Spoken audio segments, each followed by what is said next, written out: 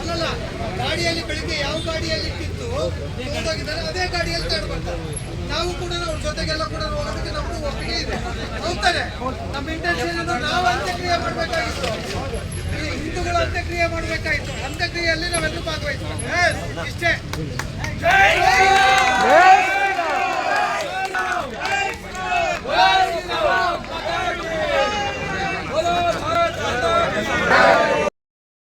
ಮತ್ತು ಅದನ್ನು ನೀವು ಕೂಡ ಏನು ಮಾತಾಡ್ತಿರೋ, ಏನು ನೀವು ಮೆಸೇಜ್ ಕಳಿಸ್ತಿರೋ ಎಲ್ಲ ಜನಪ್ರತಿನಿಧಿಗಳಿಗೆ ನಿಮಗೆ ಗೊತ್ತಾಗಿರ್ಬೇಕು. ಯಾಕಂತಂದ್ರೆ ಇಷ್ಟು ಅನ್ಯಾಯನ, ಪೊಲೀಸರನ್ನ ಕೇಳಿ ನಂಬರ್ ಹೇಳಿದ್ರಲ್ಲ, ಮುಚ್ಚಾಕ್ತೀರಾ ಅಂತ ನೀವು ಯಾರೋ ಕೇಳಿದ್ರಿ. ನಾವು ನೋಡ್ರಿ ಹೆಣ್ಮಕ್ಳು ಮುಚ್ತೀವಿ. ಇದು ನಾನು ಎಲ್ಲರ ಮುಂದೆ ಹೇಳ್ತೀನಿ, ಪ್ರತಿಭಟನೆ ಯಾರು ಗಂಡಸರು ಬೇಕಾಗಿ ಎಲ್ಲ ಹೆಣ್ಮಕ್ಳೇ ಮುಚ್ಚಿಸ್ತೀವಿ. ಇದು ಖಂಡಿತ ಆಗುತ್ತೆ ಮುಂದಿನ ದಿನಗಳಲ್ಲಿ. ಅಧಿಕಾರಿಗಳನ್ನ ನೀವು ಏನಂತ ಹೇಳ್ತೀರಾ ಅಂತ ಹೇಳಿ ಕ್ವಶನ್ ಆಗುತ್ತೆ.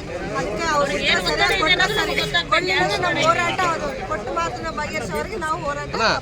ಅವ್ರಿಗೆ ಯಾರು ತಡೆ ಹಿಡಿತಾರೆ ಕೇಳಿ, ಅವ್ರಿಗೆ ಯಾರು ತಡೆ ಯಾರು ಬೇಡ ಒತ್ತಡ ಯಾರಾಗ್ತಾ ಇದಾರೆ ಅನ್ನೋದು ನಮ್ಗೆ ಗೊತ್ತಾಗಬೇಕು. ಯಾರಿದ್ದಾರೆ